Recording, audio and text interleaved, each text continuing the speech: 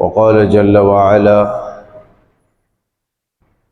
واتقوا يوما ترجعون فيه إلى الله ثم توفى كل نفس ما كسبت وهم لا يظلمون سبحانك لا علم لنا إلا ما علمتنا إنك أنت العليم الحكيم رب اشرح لي صدري ويسر لي أمري واحلل عقدة من لساني يفقهوا قولي رب زدني علما ربنا يسر ولا تعسر وتمم بالخير۔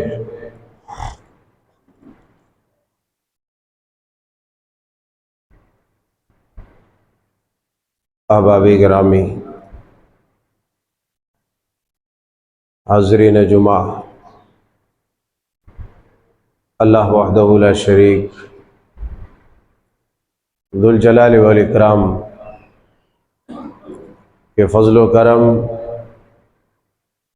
اس کی عنایات و نوازشات سے گزشتہ خطبات میں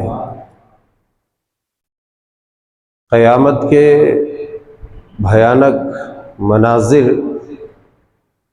کے متعلق آپ نے سماعت فرمائی ہے۔ وقوع قیامت، قیامت کا قیام، قیامت کا زلزلہ، بھونچال اور زمین و آسمان کی کیفیات سے لے کر کے حشر و نشر، قبر سے اٹھائے جانے اور محشر تک ہانکے جانے تک کی کیفیت ہم نے سماعت فرما لی ہے۔ اللہ جل شانہ سبحانہ تعالیٰ سے دعا ہے کہ مولا کریم مزید ہمیں قرآن و سنت میں جو حقائق بیان ہوئے ہیں قیامت کے متعلق، حشر اور نشر کے متعلق، حساب و کتاب کے متعلق جس طریقے سے بیان ہوا ہے اسی طرح سے ہمیں رکھنے کی، ہم سب کو صحیح طریقے سے سننے کی اور اس دن کی تیاری کی توفیق ارزانی فرما، آمین تقبل یا رب العالمین۔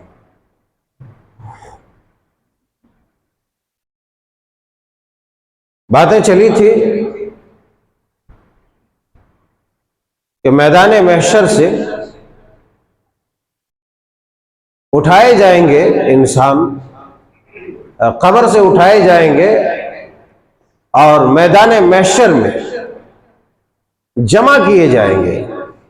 اللہ پاک جل شانہ سبحانہ تعالیٰ سورہ بقرہ میں فرمایا واتقوا یوما ترجعون فیہ الی اللہ ثم توفی کل نفس ما کسبت وہم لا یظلمون۔ فرمایا لوگو اللہ سے ڈرو، اس دن سے ڈرو، واتقوا یوما ترجعون فیہ الی اللہ، اس دن سے ڈرو، اس دن کی خوفناکی سے، اس دن کی پریشانی سے۔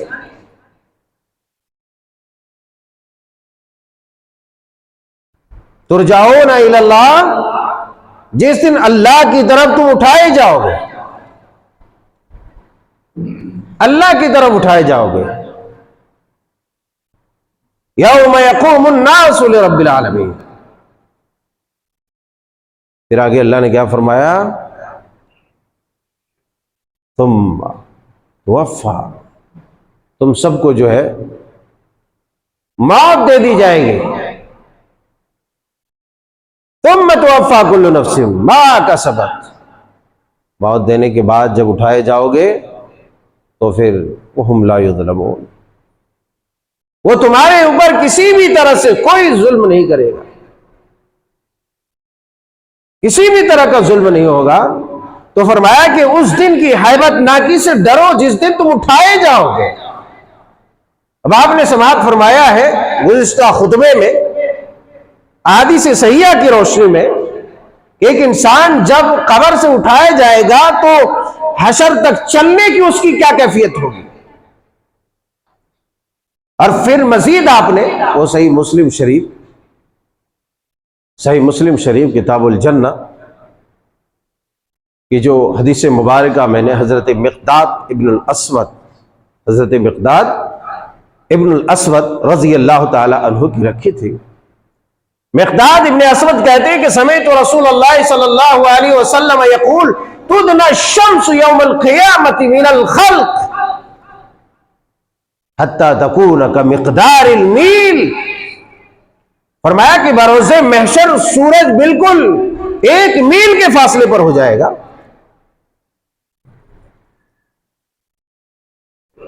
مخلوقات سے میدان محشر میں سورج کا جو فاصلہ ہوگا، آپ نے یہ بھی ثواب فرما لیا ہے کہ یہ جو سورج ہمارے سروں کے اوپر دکھ رہا ہے، یہ سورج بھی بے نور ہو جائے گا۔ اذا الشمس کورت، جو ہم نے پہلے ہی سن لیا ہے۔ نہ یہ سورج، نہ یہ زمین، نہ یہ آسمان، پہلے تو یہ تمام چیزیں فنا ہو جائیں گی،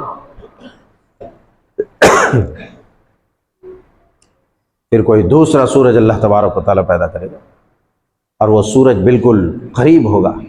کتنا قریب ہوگا؟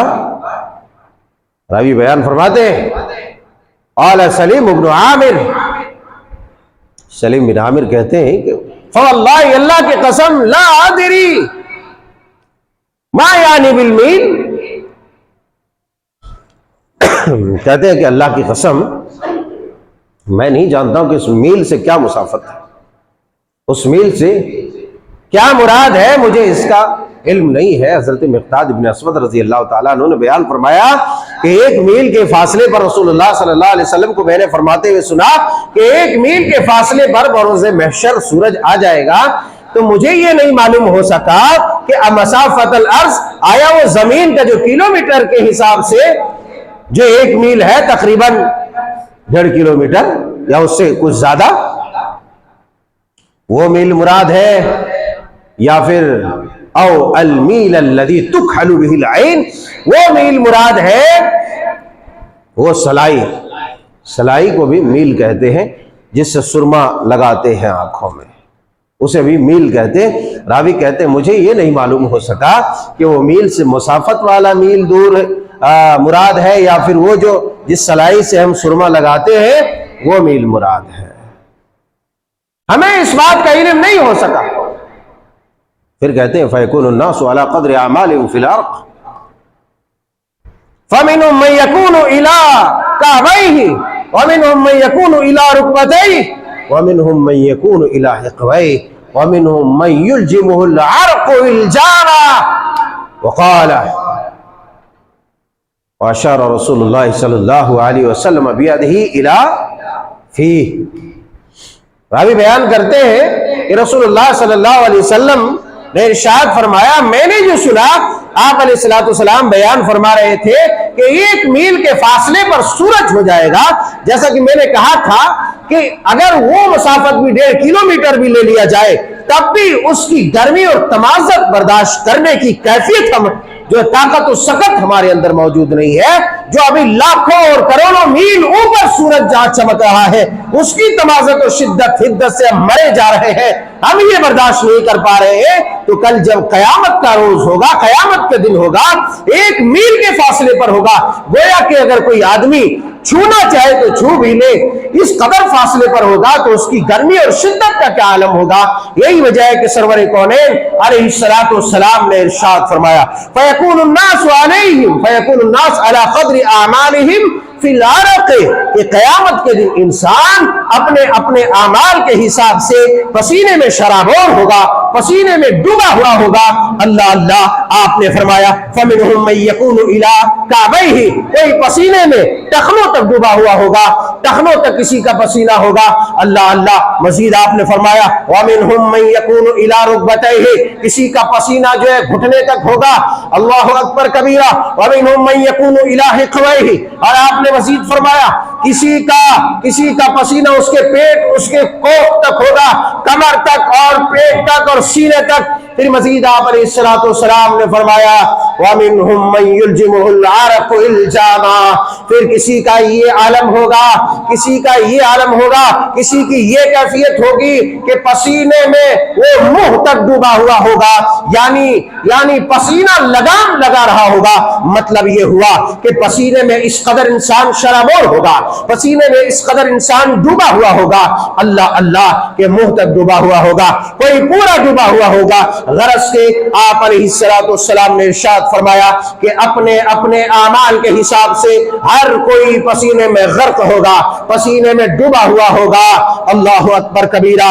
یاد کرو ذرا اس وقت کو کہ جب سورج اس قدر قریب ہوگا، اور اس کی تمازت اور شدت اور حدت کا اندازہ لگاؤ کہ رب کے رسول نے یہ بیان فرمایا کہ پسینے میں اس قدر انسان ڈوبا ہوا ہوگا۔ اللہ اکبر۔ اللہم انی اعوذ بک من شدت الحر، اللہ اس تمازت سے، اس گرمی سے ہماری حفاظت فرما۔ صحیح بخاری شریف، صحیح مسلم شریف، صحیح مسلم شریف کتاب الجنہ کے اندر ایک دوسری روایت حضرت ابو ہریرہ رضی اللہ تعالیٰ عنہ سے روایت بیان فرماتے ہیں کہ اللہ کے رسول صلی اللہ علیہ وسلم نے ارشاد فرمایا ان العرق یوم القیامت لا يذهب في الارض 70 باعا، آپ نے فرمایا کہ یقیناً قیامت کے دن پسینہ روئے زمین میں پسینہ جو پھیلا ہوا ہوگا، پسینہ جہاں تک ٹکا ہوا ہوگا، اللہ اللہ 70 باعا، فرمایا 70 ہاتھ تک پسینہ، 70 ہاتھ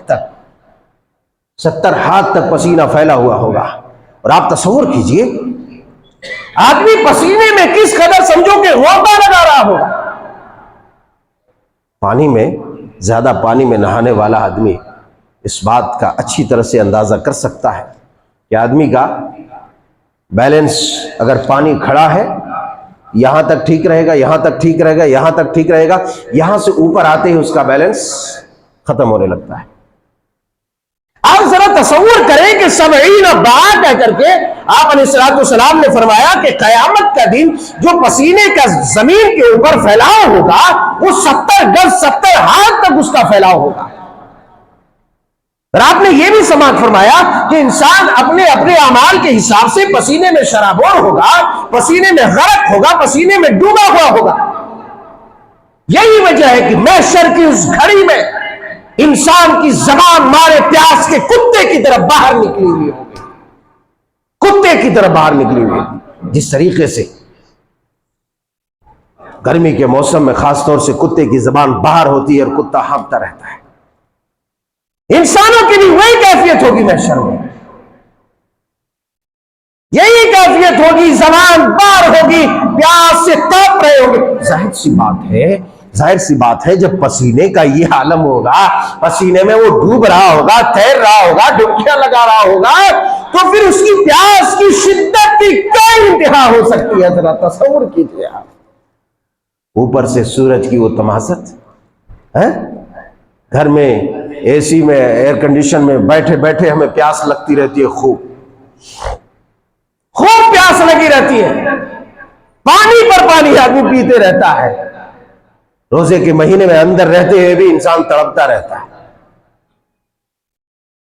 تو ذرا تصور کرو کہ وہ کیفیت کیسی ہوگی، وہ گھڑی کون سی ہوگی، وہ گھڑی کون سی ہوگی۔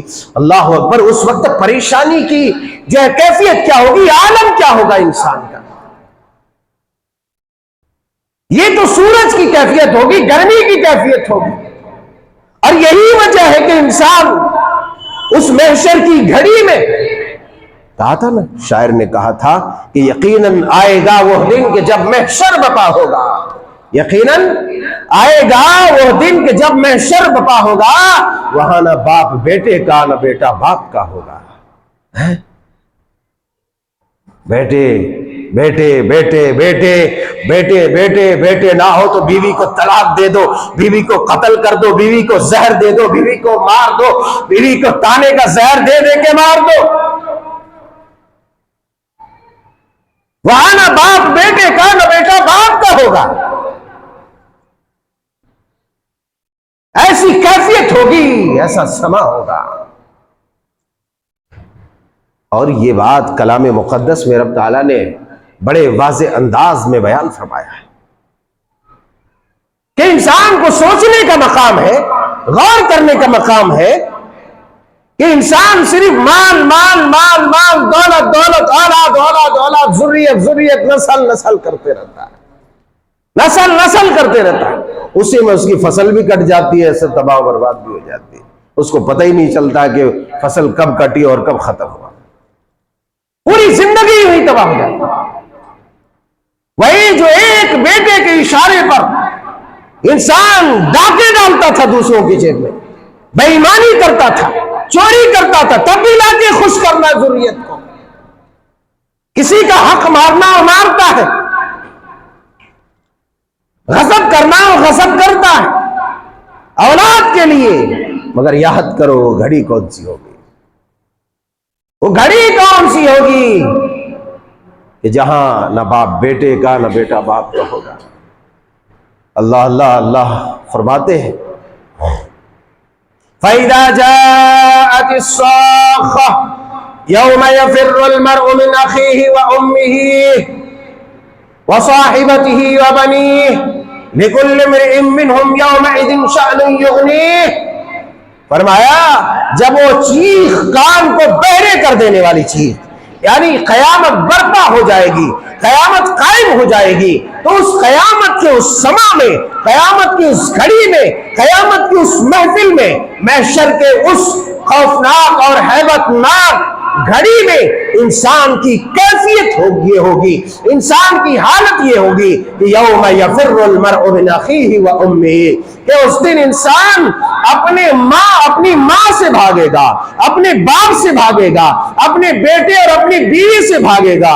اللہ اکبر کبیرہ، لکل امرئ منہم یومئذ شأن یغنیہ، اس دن ہر ایک انسان کو ایک ایسی فکر دامنگیر ہوگی، ایک ایسا دکھ لاحق ہوگا، ایک ایسی مصیبت میں گھرا ہوا ہوگا، ایک ایسی تکلیف میں مبتلا ہوگا کہ وہ بیٹا، وہ بیوی جس کے لیے دنیا سے ٹکرا جاتا تھا، وہ اولاد جس کے لیے دنیا میں خون کرتا تھا، وہ گھر والے جن کے لیے ساری دنیا کی ناراضگیاں مول لیتا تھا، اور اللہ وہ اولاد، وہ اہل خانہ، وہ ذریت ان کے لیے اللہ کی نافرمانیاں کرتا تھا، معصیت کا ارتکاب کرتا تھا۔ آج کیا ہو گیا ہے؟ آج وہ کون سی گھڑی آن پڑی ہے؟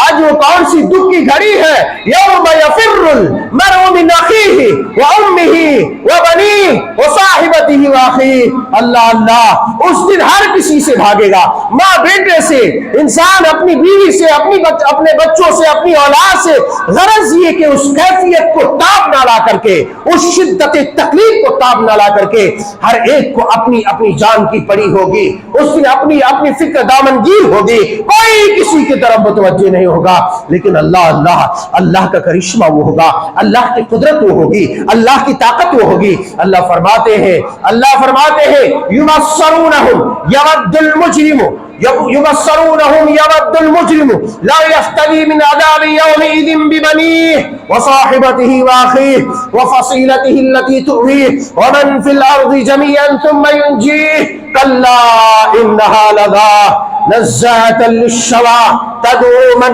ادبر وتولى وجمع فأوعى۔ اللہ فرماتے ہیں سورہ معارج میں، لوگوں کہاں چھپو گے، کہاں بھاگو گے؟ ہر کوئی کسی سے بھاگے گا، بیوی سے شوہر، شوہر سے بیوی، باپ سے بیٹا، بیٹا سے باپ، ماں سے بیٹی۔ غرض یہ کہ ہر رشتہ دار ایک دوسرے کو دیکھ کے جو ہے چھپنے کی کوشش کرے گا، بھاگنے کی کوشش کرے گا، مگر اللہ کی قدرت یہ ہوگی یبصرونہم یود المجرم، اس دن مجرموں کو ایک دوسرے کو دکھا دیا جائے گا، لا يسأل حمیم حمیما۔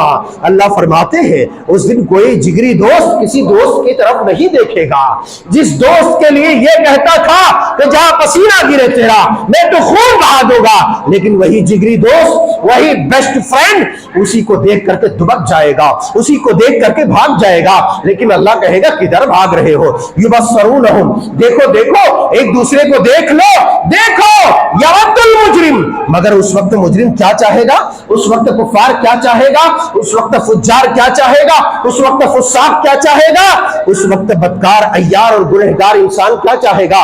اللہ اللہ، اس دن کی دوستی بھی کیسی ہوگی، مگر یاد رکھو اس دن بھی دوستی چلے گی۔ رب بیان فرماتے ہیں الاخلاء یومئذ بعضهم لبعض عدو الا المتقین، ہاں ہاں وہاں بھی دوستیاں قائم ہوں گی، محشر میں بھی دوستی باقی رہے گی، وہاں بھی فرینڈشپ ہوں گے، وہاں بھی ریلیشن شپ ہوں گے، ساری چیز ہوں گی، مگر یہ کون لوگ ہوں گے، وہ کون ہوں گے جس کی دوستی وہاں قائم ہوگی، وہ کون لوگ ہوں گے جن کی بھائی چارگی وہاں قائم ہوگی، وہ کون لوگ ہوں گے جن کا تعلق وہاں بھی مضبوط رہے گا۔ اللہ فرماتے ہیں وہ صرف اور صرف متقی لوگ ہوں گے، متقی لوگ ہوں گے، صرف اور صرف متقی ہوں گے۔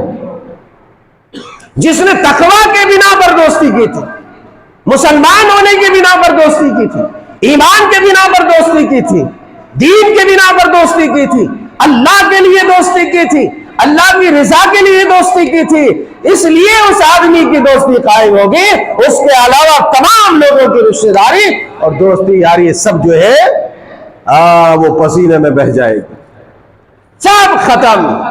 الاخلاء یومئذ بعضهم لبعض عدو الا المتقین۔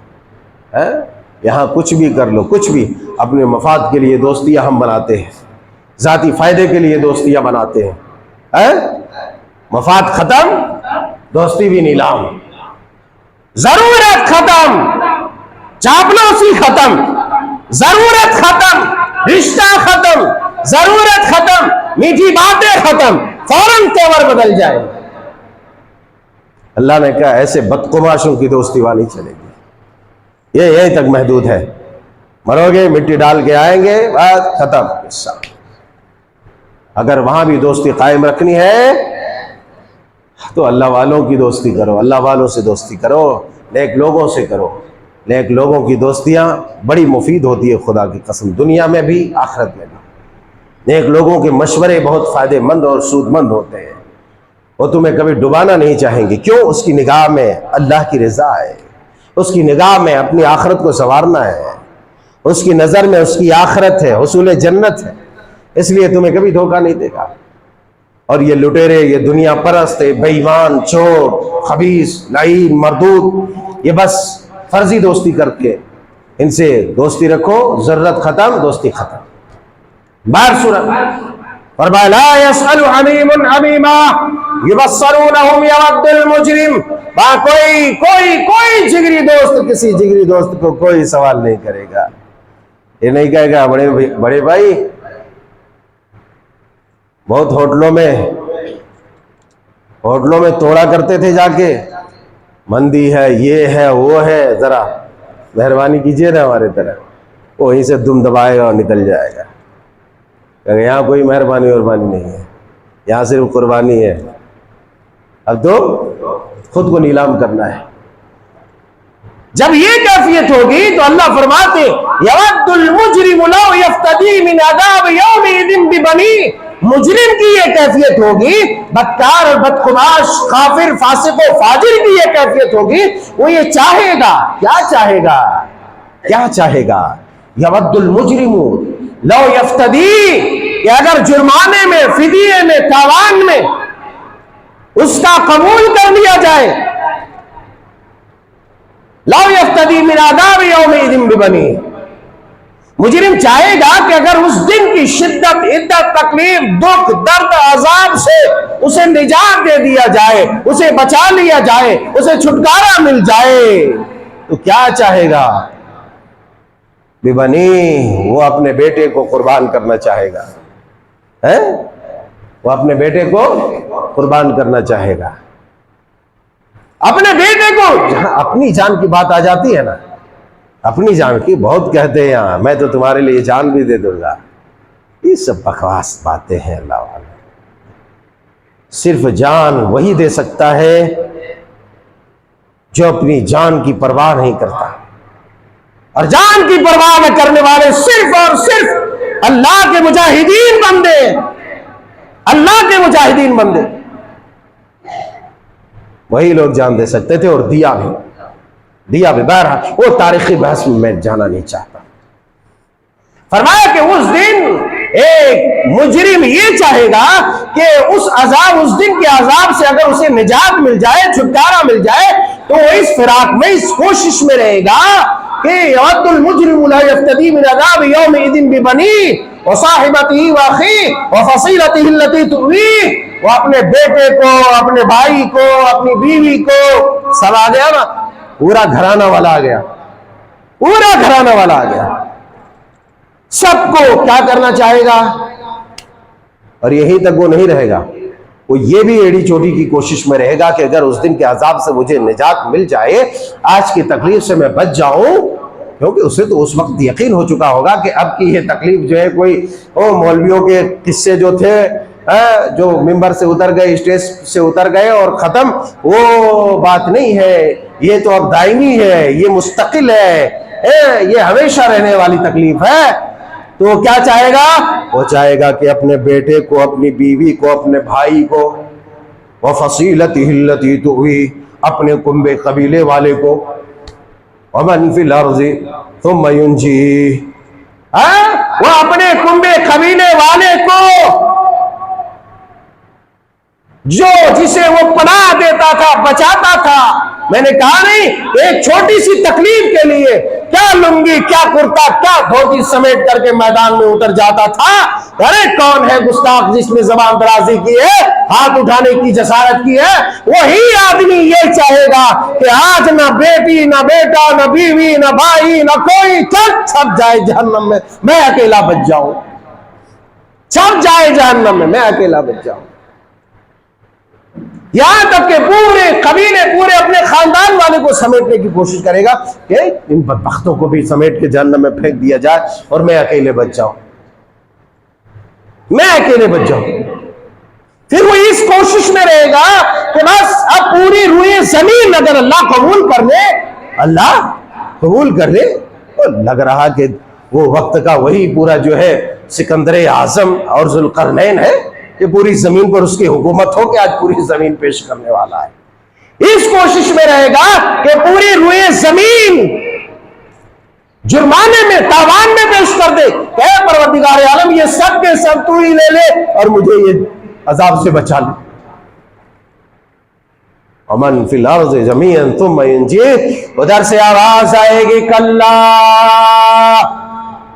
اے بدبخت خبردار، یہ سب بیکار ہے تمہاری سوچ، یہ بیکار ہے تمہاری کوشش، یہ بیکار ہے تمہاری کاوش، یہ سب پلاننگ کرنا چھوڑ دو. کلا انہا لظی، ہرگز ہرگز نہیں، نزاعۃ للشویٰ، انہا لظی نزاعۃ للشویٰ، نہیں نہیں، وہ شعلے والی بھڑکتی ہوئی آگ میں تم جھونکے جاؤ گے، اس آگ میں تم ڈالے جاؤ گے جو تمہارے سر کے بال اور خال کو جلا کر خاکستر کر دے، اس آگ میں تم ڈالے جاؤ گے. کلا انہا لظی نزاعۃ للشویٰ، وہ چمڑیوں کو ادھیڑ دے، چمڑیوں کو جلا دے، بھیانک صورت میں تبدیل کر دے، اس آگ میں تم جانے والے ہو.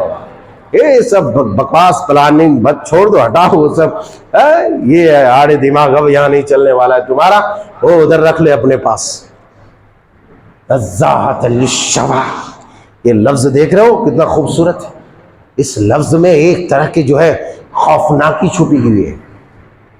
نزاعۃ للشویٰ، خوفناکی چھپی ہے.